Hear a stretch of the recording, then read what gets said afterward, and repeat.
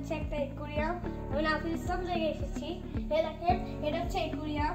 এটা আমার ভাইয়ের অ্যাকুয়ারিয়াম, আকাশ ভাইয়ার। এটা হচ্ছে অনেকদিন ধরে এবার পড়ে আছে, দেখতেছেন।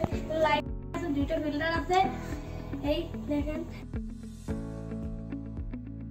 আর এটা আপনাকে আমি একটা ভিডিও দিব, এটা যখন ফুল কমপ্লিট হয়ে যাবে তখন একটা ভিডিও দিব।